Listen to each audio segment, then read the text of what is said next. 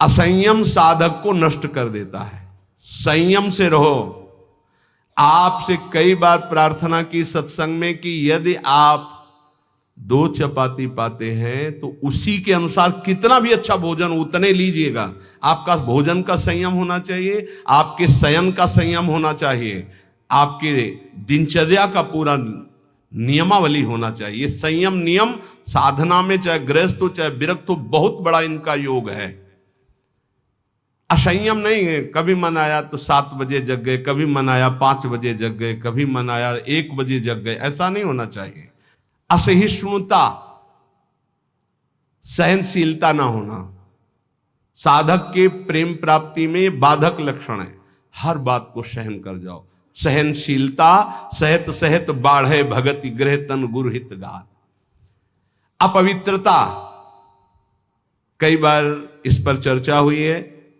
आजकल बड़ी अपवित्रता के चांस हैं, जैसे शौचालय और बाथरूम एक ही में सब है, प्रायः ऐसा ही है। कुछ लोग उसी में लघु शंका करते हैं, बैठकर पूरे अपवित्र हो जाते हैं।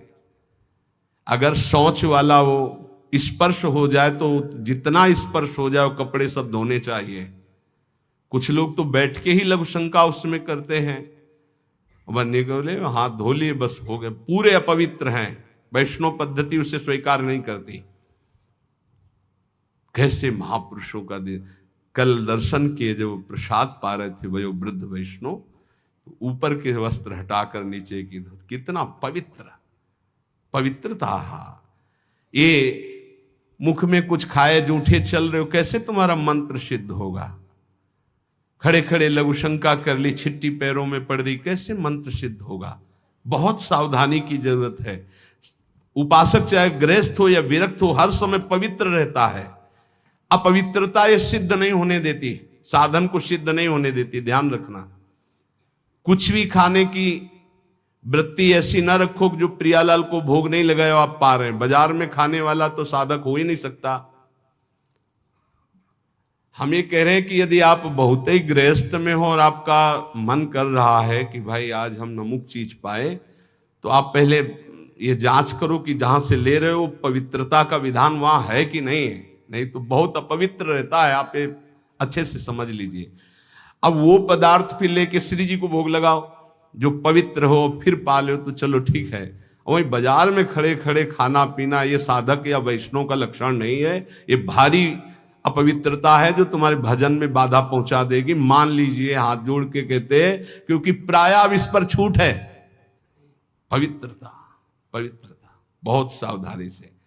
जैसे आप माला जप कर रहे हैं, आपको लघु शंका लगी है, तो अपनी माला को गर्दन के पीछे कहीं ऐसे फंसा लीजिए उच्च भाग में, और बैठकर लघु शंका कीजिए। जहां पानी की व्यवस्था हो या आप अपने पास पानी रखिए, फिर पवित्र होइए। अगर ऐसा है कि जल नहीं है तो रज से कर लीजिए, रज से हाथ धो लीजिए। और जब तक पानी न मिले, आचमन न कर लो, तब तक माला नहीं, ऐसे नाम जप करो। ये अपवित्रता भगवत प्राप्ति में बहुत बाधक है और लोग इसको मानते ही नहीं हैं। कोई बिरला पवित्रता का निर्वाह करता नहीं मान। कौन भ्रमण में लघु शंका के लिए कमंडल रख रहा है? अब वीआईपी पना हट जाएगा। प्रायः दंड कमंडल, साधु का प्रसिद्ध सोटा लंगोटा, ये सब प्रसिद्ध है। काछ वाच मन निश्चल राखे, धन धन जननी तेरी रे। बहुत अब प्रायः दर्शन करने वालों में ऐसे दर्शन होते हैं, हाथ में बिस्लरी की बोतल ऐसे, जैसे कोई जल चढ़ाने की गंगा जली नहीं, प्रायः बिस्लरी की बोतल ऐसे हाथ में होगी। जमाना बदलता चला जा रहा है। और या स्मार्ट मोबाइल हाथ में होगा। कोई भले आदमी तो ऐसे मिलते हैं कि मोबाइल से ऐसे वीडियो दाहिने हाथ से बना रहे हो, बाएं हाथ से ऐसे कर रहे हैं। बाएं हाथ से किसको किया जाता है जानते हो? शत्रु पक्ष को। जब राजाओं के यहां दुश्मन का दूत जाता था तो बाएं हाथ से सलूट करता था। तब पता है कि दुश्मन का दूत आया, इसलिए बाएं हाथ से करता था। तो आजकल नए बच्चे वो जानते हैं नहीं, तो मोबाइल से शूट कर रहे हैं ऐसे, बाएं हाथ से ऐसे कर रहे हैं। ये अपवित्र। भगवान के सामने या भगवत भक्तों के सामने चलो आपके हाथ खाली नहीं, वीडियो बना रहे हो तो नेत्रों से कर लो, बाएं हाथ से काहे को, दुश्मनी काहे को मोल ले रहे हो। बहुत बड़े के दरबार में हो, बहुत बड़े के पार्षद है, वो हर समय देख रहे हैं। आप क्या समझते हो हम अकेले चलते हैं? नहीं बोले 10-20 साथ चलते, नहीं, इनकी बात नहीं कर रहा। एक कदम भी ऐसा नहीं जिसमें हमारी महारानी जी न चलती हो। ये जो छोटे छोटे नवजात शिशु जो ये सब, ये जानते हो महारानी जी के प्रताप का आशीष लेने आते हैं। हमारा कुछ नहीं है, हमारे आगे आगे चलती है हमारी महारानी जी। हम उनकी दासी, उनके पीछे चलती है, आगे वो चलती है। ये जो फूल बरसते हैं ना, ये महारानी जी के चरणों में बरसते हैं। ये जो फूलों के पावड़े बिछे होते हैं ना, मेरी स्वामिनी जी के लिए। अगर ये मेरे लिए लगते ना तो कब का बंद करवा देते, आप ये भी समझ लो। मेरी महारानी जी के दर्शन के लिए कोई नाचता है, कोई रोता है, पूरी भीड़ में सैकड़ों रोते हैं, तो हम उनकी आंखों की तरफ देखते हैं कि मेरी प्रिया जी का कृपा प्रसाद इनकी, भले किसी भाव से। मेरी महारानी जी तो बड़ी रिझवार है ना, हाँ बड़ी रिझवार। कितने के अंतिम बन गए, अंतिम बन गए, समय अंतिम बन गए, क्योंकि उनको तो समझ में नहीं आ रहा है ना, वो तो केवल देख रहे हैं बाबा। लेकिन बाबा के आगे जो चल रहे हैं उनका प्रताप चल रहा है। आप समझते हो ना, किसी के आगे इतना नहीं होता जो आप देख रहे हो, ये महारानी जी के आगे होता है, किसी और के आगे नहीं होता। यहां कोई संत प्रताप उदित नहीं है, ये महारानी जी का प्रताप उदित, राधा प्रताप। जो प्रसिद्धि और पुजवाने की इच्छा रखता है उसे प्रेम प्राप्त नहीं होता। प्रेम प्राप्ति में बाधक अपनी प्रसिद्धि और पुजवाने की इच्छा नहीं। अपने इष्ट में चित्त को लगा दो तो सेवक जी महाराज कह रहे हैं, बिस्तर है सब जग बिमल कीरति, साधु संगति ना टरे, बास वृंदा विपिन पावे, श्री राधिका जो कृपा करे। अपने आप जगत में विमल कीर्ति का विस्तार हो जाता है जो प्रियालाल में चित्त जोड़ता है। अपनी पुजवाने की इच्छा, मान की चाह, ये प्रेम नहीं प्रकट होने देती। अगला, किसी से भी घृणा। जैसे कोई भी किसी भी तरह का है, किसी भी धर्म का है, कैसे भी आचरण करने वाला है, अगर वो हमारी महारानी के दरबार में आता है तो उसको हम भगवान की तरह आदर करेंगे। उसको एक, जैसे हम सबका आदर करते हैं ऐसे उसका आदर करेंगे। किसी से भी घृणा नहीं त्रिभुवन में, ये तो पक्का समझ लीजिए, किसी से भी घृणा नहीं। घृणा शब्द भक्त के हृदय में नहीं होता, किसी से भी घृणा नहीं। द्वेष, अजात शत्रु भक्त होता है, अगर द्वेष है तो प्रेम प्रकट नहीं हो। अद्वेष्टा सर्वभूतानाम, किसी भी संसार में एक भी से भी अगर द्वेष है, दुश्मनी है, तो भगवत प्राप्ति में बाधा हो जाएगी। अजात शत्रु, तुम्हें गाली दे, सर झुका लो, वो तुमसे द्वेष मान रहा है, तुम उससे द्वेष कभी मत मानो। जब दिखाई दे तो नेत्रों से प्रणाम कर लो। और निर्दयता, ये प्रेम में बाधक है। कभी किसी के प्रति कठोर व्यवहार वाणी के द्वारा, मन के द्वारा, तन के द्वारा ना करे। दुराग्रह है, ऐसा होना ही चाहिए, ये कभी हट ना करे। जोई प्यारो करे, सोई मोई भावे। ध्यान रखिए, दुराग्रह कभी प्रभु से भी न करे कि नहीं प्रभु इतना तो होना ही चाहिए, गुरुदेव इतना तो होना ही चाहिए। नहीं, जोई प्यारो करे, सोई मोई भावे। चपलता, जल्दीबाजी, चांचल्यता, ये साधक में नहीं होनी चाहिए। गंभीर स्वभाव, जो कार्य करे बहुत ठीक से करे। एक साधक अपनी सेवा में है, उनसे आप कोई भी जल्दी काम को वो नहीं करेंगे। कार्य दे दो, छोड़ दो। अगर पात्र मार्जन करना है तो जब वो मार्जन करके निकले बाहर तो आप देख लेना निर्दोष हर पात्र चमकता हुआ मिलेगा। पर आप कह दो 5 मिनट में करो तो नहीं करेंगे। जो सेवा दोगे वो सेवा होगी, पर सांगो पांग होगी, उन्हें छेड़ो मत। वो अपने आप पूरा नाम जप करते हो, एकदम पोछा लगाना छोड़ दो, उसे बोलो मत, बस सेवा दे दो। वो आराम से पूरे भवन में पोछा लगा के शांत, उसे छेड़ो मत। अगर जल्दी करो तो पोछा रख दे, खड़ा है, आप छेड़ो मत, सेवा दे दो। तो जब वो सेवा में होते तो हम कह देते उसको छेड़ो मत, वो अपनी सेवा पूरी सांगो पांग करेगा, पर उसे छेड़ो मत। ऐसा ही उपासक का स्वभाव होना चाहिए। हम जिस कार्य में लगे सांगो पांग उसमें लगे, गंभीरता पूर्वक लगे, जल्दीबाजी नहीं, चांचल्यता नहीं। ये प्रेम प्राप्ति के लिए आवश्यक है। कैसे कैसे? अगर आप वचन रूपी लक्ष्मण रेखा के अंदर रहोगे तो माया रूपी रावण तुम्हारा हरण नहीं कर पाएगा, तुम्हारी बुद्धि रूपी सीता का अपहरण नहीं कर पाएंगे। राम जी वरण कर लेंगे बुद्धि रूपी सीता का, श्याम जी वरण कर लेंगे।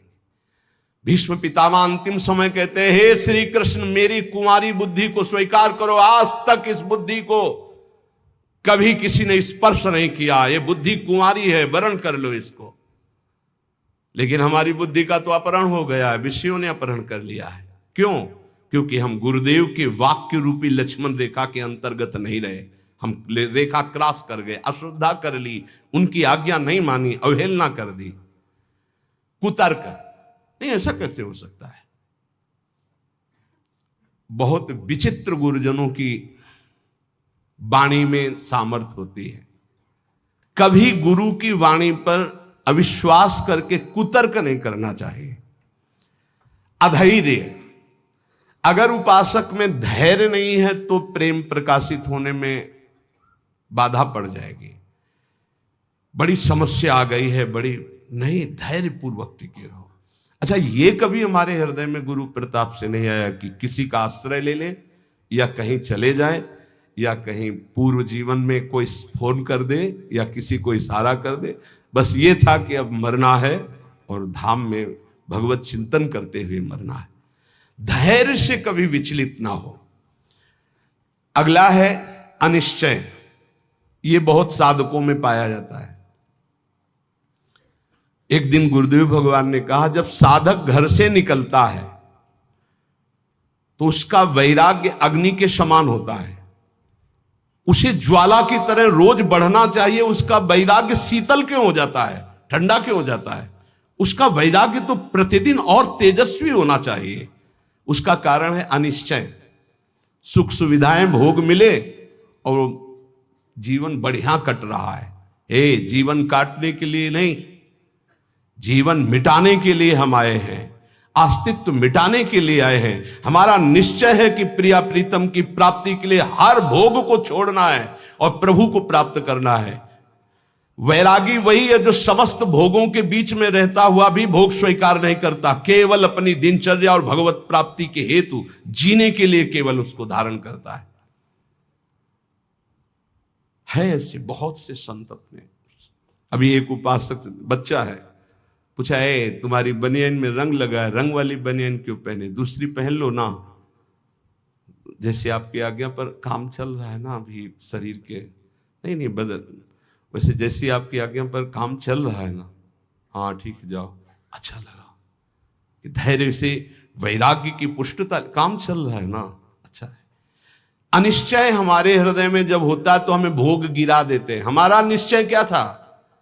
हम प्रभु की प्राप्ति के लिए जानबूझकर समस्त भोगों का त्याग करते हुए सच्चिदानंद रस में स्थित होंगे, फिर हम क्यों डिग गए?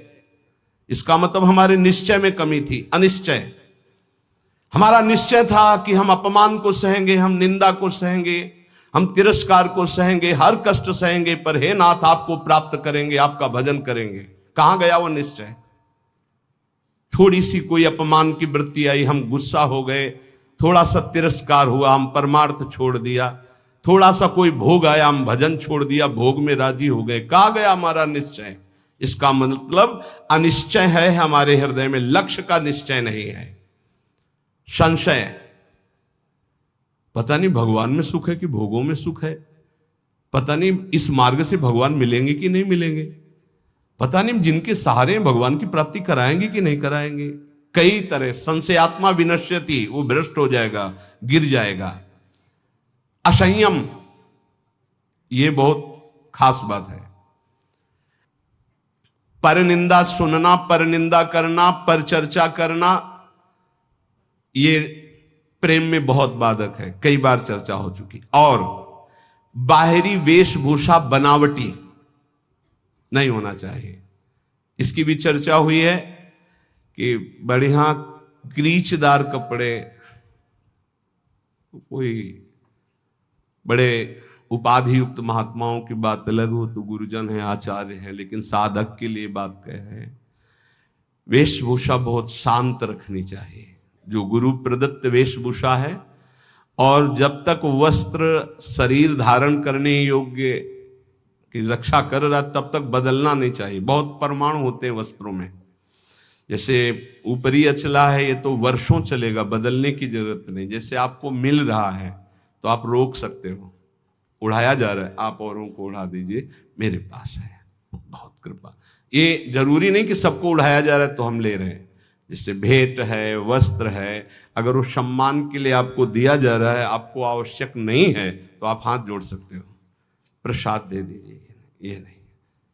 इससे आपकी भक्ति बढ़ेगी और गुरुजन आप पर प्रसन्न होंगे। ध्यान दीजिएगा, अगर वस्त्र है और आपको उड़ाया जा रहा है तो आप ऐसे रोक दीजिए, हमारे पास दैन्यता हमारे पास है, आगे जरूरत होगी तो हम आपसे याचना कर लेंगे, जितने से काम चल जाए उतना। बनावटी बाहरी वेशभूषा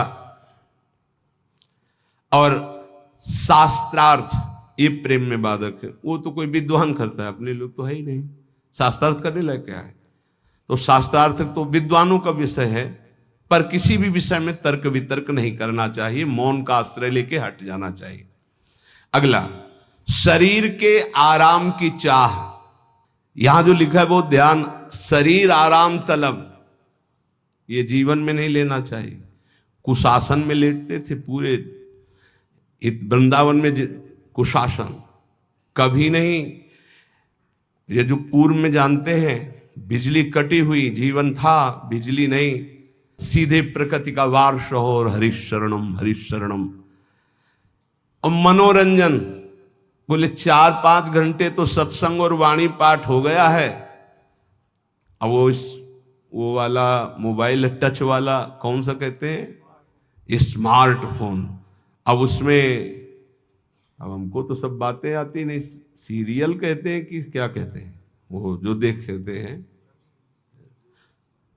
हाँ उसमें करके सीरीज है, सीरीज, हाँ वही। अब एकांत में मनोरंजन सीरीज में देखोगे, आजकल की जो है ना, पहले रामायण महाभारत जैसे, अब ऐसी सीरीज है कि आपके भजन को नष्ट कर देंगे, आपके चिंतन को नष्ट कर देंगे। इसलिए प्रार्थना है कि जितने भी साधकों के पास, वैसे तो सबके पास है नहीं जो सेवा में है, और जो भी गृहस्थ जन है, ऐसी चीजें मत देखो जो आपके भजन में बाधक हो। अगला है कुसंग। ये भजन करते हुए प्रेम नहीं उत्पन्न होने देंगे। चलो अब थोड़ी देर निकलते हैं चल के, और बातचीत और ऐसे कुसंग ना होने पाए। जाके संग कुमति मति उपजे, करत भजन में भंग, तजोरे मन हरि विमुखन को संग। साधना के प्रतिकूल साहित्य का स्वाध्याय करना। आपकी साधना है प्रेम के प्रतिकूल स्वाध्याय करना, प्रतिकूल सत्संग सुनना। प्रतिकूल भी सत्संग होता है, हाँ। अब हमारा चल रहा है दासो हम का, हमें सुनाया जाए, हम ब्रह्मास्मि का, तो प्रतिकूल तो हो ही गया। इष्ट मिले और मन मिले, मिले भजन रस रीति, तहां निसंग कोहे मिलिए, तासो की जय प्रीति। गुरुजनों का तिरस्कार कर देना, ऐसा होता है। कौन बार बार खड़ा होए, इनको तो 10 बार आना है आए। गुरुजन चाहे 100 बार पधारे, 100 बार प्रणाम, 100 बार खड़े हो गए, ये आराधना है। अरे तो बोलते रहते हैं, रोज ही प्रवचन करते हैं, क्या क्या माने। एक ने हमसे कहा कि महाराज जब वैराग्य का प्रवचन करते तो गद्दा वद्दा निकाल के बाहर फेंक देते, और जब आश्रय का प्रवचन करते तो फिर गद्दा अंदर लग जाते। बताओ चले कौन, वैराग्य वाला कि आश्रय वाला? तो तुम हो किसके, आश्रय के कि वैराग्य के? बस यही समझना है। गुरुजनों के वचनों पर अविश्वास, भजन जो संख्या दी गई उसमें लापरवाही। बहुत ज्यादा संख्या नहीं दी थी, एक दिन कहा था सब लोग 11 माला तो कर ही लिया करो। और ईमानदारी से बताओ बेईमानी कितनी है इसमें। 11 माला मात्र नहीं, अगर कर रहे हो तो ठीक है, वैसे तो, पर 11 माला की संख्या कितने लोग पूरा करते हैं अपना देख लेना भैया। जो नियम दिया गया उसमें लापरवाही नहीं होनी चाहिए, बस ये बात देख लो। जो विशेष सेवा में लगे हुए रात दिन, उनको भी युक्ति बताइए कि तुम्हारा कैसे पूरा होगा।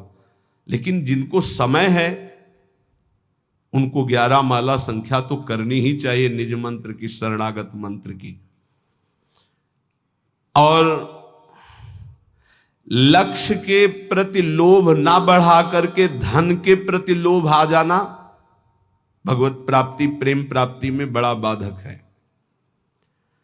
या साधन करते हुए अहंकार आ जाना, ये भी भगवत, साधन ठीक चल रहा है सब, लेकिन अहंकार आ गया तो भगवत प्रेम नहीं होगा। जो वैराग्य मार्ग में है, ब्रह्मचर्य का खंडन करना, या गृहस्थ में संयम युक्त गृहस्थ धर्म का सेवन ना करना। विपत्ति आ गई तो घबरा करके परिवार वालों की शरण में चले जाना विरक्त के लिए। विपत्ति आ गई तो भगवान का आश्रय छोड़कर किसी धनी मानी की बात शरण में चले जाना। चाहे गृहस्थ हो चाहे विरक्त, भगवान के सिवा अन्य आश्रय नहीं। नरसिंह मेहता, प्रहलाद जी, मीरा जी, बड़े बड़े भक्तों के चरित्र पढ़ो, किसके पास गए? हरिः शरणम हरिः शरणम, हर विपत्ति नष्ट। हरि स्मृति सर्व विपद विमोक्षणम, बड़ी बड़ी विपत्तियां भगवान की स्मरण से नष्ट। सही औषधि हर विपत्ति नाश करने के लिए भगवत गुणगान, भगवन नाम जप, अलौकिक चमत्कार, बिना किसी फोन के हर समस्या का। हरि स्मृति सर्व विपद विमोक्षणम, मान लीजिए आप, किसी की तरफ मत झांकिए, केवल प्रभु की तरफ देखिए तो कुछ बिगड़ ही नहीं सकता। 5 वर्ष के प्रहलाद जी क्या बिगाड़ लिया त्रिभुवनपति हिरण्यकश्यप ने, पर हमारा विश्वास काम नहीं करता। किसी भी मनुष्य को, संपत्ति को, सुख भोग को, पद को, ममता को भगवान के समान न रखना। अपने इष्ट की समानता में किसी को न रखना। कैसे समझोगे कि हमने इष्ट की समानता में किसी को नहीं रखा? किसी व्यक्ति के मिलने पर, वस्तु के मिलने पर, भोग सामग्री के मिलने पर, पद मिलने पर यदि भगवान भूल गए तो वो भगवान से बढ़कर वस्तु हो गई, भगवान छोटे हो गए। अगर भगवत स्मरण चल रहा है तो फिर किसी को नहीं रखा भगवत स्मृति के समान। अब आप देख लीजिए, छोटी छोटी बातों में भगवत स्मरण छूट जाता है तो भगवान छोटे हो गए और वो भोग सामग्री, वो व्यक्ति बड़ा हो गया। आगे कह रहे हैं, जो भारी व्यवस्था धर्म प्रचार के चक्कर में पड़ जाता है, प्रेम प्राप्ति दुर्लभ हो जाती है, वो लक्ष्य को भूल जाता है। इतने दोषों से यदि बच जाया जाए गुरु कृपा से, तो सहज भजन में रुचि हो जाए और भगवत प्राप्ति हो जाए और प्रेम प्राप्ति हो जाए। आहार दोष, अस्वस्थता, आलस्य, प्रमाद, पुरुषार्थहीनता, अश्रद्धा, कुतर्क, अधैर्य, अनिश्चय, संशय, असंयम, असहिष्णुता, अपवित्रता, प्रसिद्धि, पुजवाने की इच्छा, मान की चाह, घृणा, द्वेष, निर्दयता, दुराग्रह, चपलता, जल्दीबाजी, परदोष दर्शन, परनिंदा, परचर्चा, बाहरी वेशभूषा सजाना, विवाद, शास्त्रार्थ करना, शरीर के आराम की चाह, विलासिता और दूसरों से सेवा कराने की आदत बनाना, लोक में मनोरंजन करना, कुसंग करना, साधना के प्रतिकूल, साधना के अनावश्यक साहित्यों को पढ़ना, अनावश्यक बातों को सुनना, साधना के प्रतिकूल सत्संग सुनना, भजन में लापरवाही, गुरु के वचनों पर अविश्वास, दूसरे साधन और लक्ष्य के प्रति लोभ और विपत्ति में घबरा जाना, ब्रह्मचर्य का नाश करना, साधना में अभिमान करना, कर्तव्य को भूल जाना, प्रभु के समान किसी को भी मानना नहीं। मतलब ये समझना, हम सबको प्रभु मानते हैं, लेकिन प्रभु के समान का मतलब है कि प्रभु जहां हमारे हृदय में है वहां किसी का स्थान नहीं। अगर वो स्थान दे दिया तो भगवत स्मरण चला जाएगा, उसकी स्मृति आ जाएगी। और विशेष विशेष कारणों से लक्ष्य को भूल जाना, ये भगवत प्राप्ति में बहुत बाधक है। तो उपासक सावधान होकर के निर्दोष स्थिति प्राप्त करने के लिए निरंतर नाम जप करता हुआ गुरु आज्ञा के अनुसार चले तो इसी जन्म में प्रेम और भगवत प्राप्ति प्राप्त हो जाती। शेष चर्चा आगे। श्री राधा वल्लभ लाल की।